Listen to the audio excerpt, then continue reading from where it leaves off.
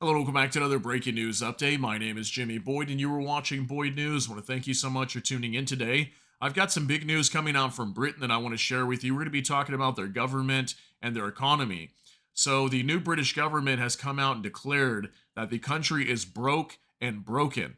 Okay, so it looks like Britain is completely broke. There's something like 20 billion pounds in the hole, apparently, and they don't have any more money. So, what is the British government going to do here? So if you live in the UK and you happen to be watching this channel, please share your thoughts and your concerns regarding this whole topic here, and let us know how you're affected if you are living over there, because it's a very interesting story that we're getting that's coming out here. We've been hearing for a while that Britain's government or their economy has been struggling for a while, and they even apparently went into recession. I last heard at some point, and they kind of pulled out of that. But it's looking like it's much worse than what we've been told in the past. And maybe some people that live there, maybe you understand that it has been bad. Maybe you see firsthand when you're walking around. For example, in the United States, when I walk around, I can clearly see the inflation that has happened in this country. Prices have skyrocketed through the ceiling much more than what we're being told. We might be told that inflation could be, 3%, but in reality, when you go to the store, you see prices that have gone up sometimes 50, 100% or more, 200% on certain items. So definitely there's inflation problems happening around the world. And we're going to talk about this a little bit with Britain. And then we'll also talk about the economies around the world as a whole and how they're all kind of taking hits.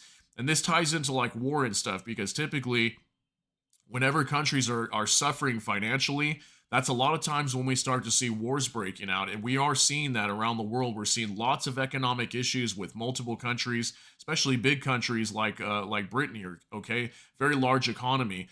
So we're going to talk some more about this today. I've got this report that I want to go over and share with you. This is on Reuters. It says Britain is broke and broken, new government declares. This came out yesterday, July 27th, 2024. This is Keir Starmer right here, the Prime Minister of the UK. So Britain's government declared the country was broken ahead of an assessment of the public finances on Monday, which the newly elected Labour Party will use to blame their predecessors for a £20 billion shortfall. Okay, so they're short £20 billion. That's quite a lot of money. Elected to run the world's sixth largest economy in a landslide victory on July 4th, Labour has spent much of its first 3 weeks in power telling the public that things are worse than expected in almost every area of public policy. So look at that. Every area of public policy worse than expected. So they're in deep trouble.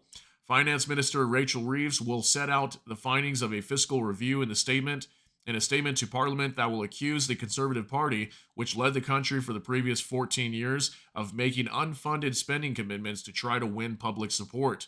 The assessment will show that Britain is broke and broken, revealing the mess that populist politics has made of the economy and public services, a statement issued by Prime Minister Keir Starmer's office said. It says here as well, it will show that the previous government made significant funding commitments for this financial year without knowing where the money would come from. The Conservatives have dismissed Labor's widely previewed announcement of a black hole in the public finances as a fabricated pretext for tax rises it did not disclose during the election campaign. Some economists were also skeptical, saying there would be few big surprises Labor could not have foreseen before taking office. Reeves will also reveal the date for her first budget commission and the independent forecast that will be published alongside that budget, and set out plans for the formal spending review process that decides how much money each department gets. She is also expected to agree to above inflation pay awards for teachers and health workers. It is unclear how Labor will address the shortfall it identifies. Reeves is hemmed in by election promises not to raise rates of income tax, national insurance, social security payments, value added tax, and corporation tax. Yeah, so how are they going to make up for this shortfall in the money? I mean, really, the only way they can do that is try to tax the citizens more. But obviously, one of the number one things that's happening in economies all throughout the world is they're spending so much money on useless things. Okay, for example, war, like the war in Ukraine. I understand that Russia attacked Ukraine, but at the same time, this war should have never began. Okay, and because this war began, all these countries, including the UK, have funded this war in Ukraine. So many countries, United States and many European countries, for example, are funding this war, spending massive amounts of money that they should not have to spend on a war that's happening inside of Ukraine. And this has got to be hurting economies all throughout the world. And obviously, war is very, very expensive. So there's lots of things happening like this all throughout the world that are forcing countries like the UK to have to spend money on things that they wouldn't normally be spending on. And it's making it very difficult for these governments to pay their dues. So media reports have mooted that Reeves would use Monday's statement to pave the way for other tax rises at the subsequent budget. The Financial Times says she would delay some road and hospital building projects. The government statement did not set out any measures, but Senior Labor Minister Pat McFadden said, "We will not shy away from being honest with the public about the reality of what we have inherited." Okay, so that's a huge statement. So they're being completely honest and letting the public know that Britain is completely broke. Okay, they've got normal money, and how are they going to continue to fund all these wars that are happening too? You know, they're spending a lot of money on Ukraine. How are they going to keep that up? So this is obviously big news. And again, you know, when typically when countries start to struggle like this, we've seen this in the past in history. For example, like right after the Great Depression happened in the United States, that's when a major world war broke out. Okay, and then also in the early 1920s, that's when the Weimar Republic fell apart and fell into a hyperinflation period in Germany. So, and then what do we see too? We saw wars breaking out soon after that as well. So, this is obviously a major sign that war is coming. And I just wanted to show you guys this real quick too. This is the US debt clock for the United States.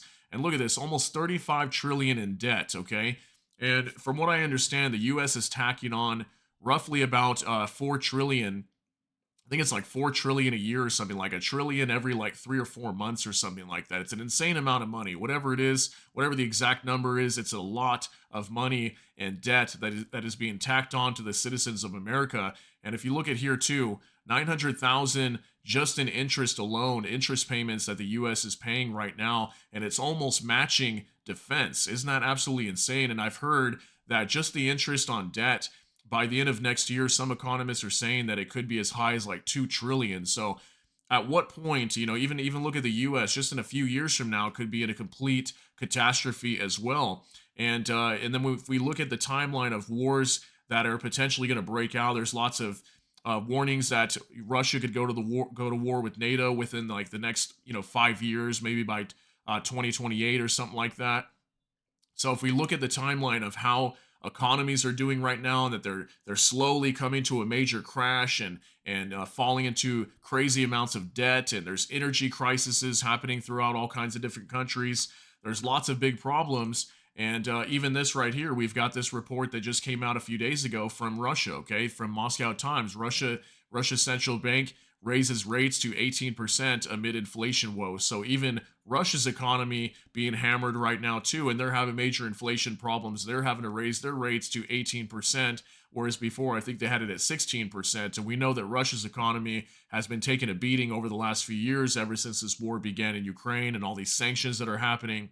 So it's very crazy to think about. And the reason why I wanted to share this article today is because it does relate to war. Because like I said, whenever countries start struggling economically, usually we start to see wars breaking out after that. And that a lot of times it helps countries come out of some sort of depression or some sort of recession or economic woes that they're going through. So just wanted to share this with you and get this out there. But I thought this was absolutely huge news. And again, if you live in the UK, share some information with us. Let us know what it's like on the ground over there. How is it when you go out shopping, when you go to the stores? Do you see major inflation? Do you see prices much higher than they were just, let's say, 3 or 4 years ago or 5 years ago?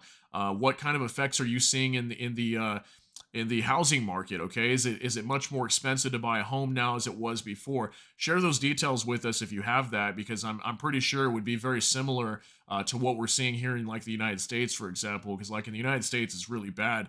We see major inflation everywhere. Housing prices have more than doubled, sometimes tripled in some areas. So obviously, what we are seeing throughout the world is a major inflationary crisis, economic crisis happening in a lot of countries. And like I said, war could be leading soon after that. So let me know what you think down below regarding this topic. That's going to be it for this update. If you got something out of this, please smash that like button. Also, if you enjoy my content, please consider subscribing down below. Hit the notification bell. That way YouTube can notify you. And with that, hope you all have a great day. Everybody take care and God bless. And we'll see you in the next one.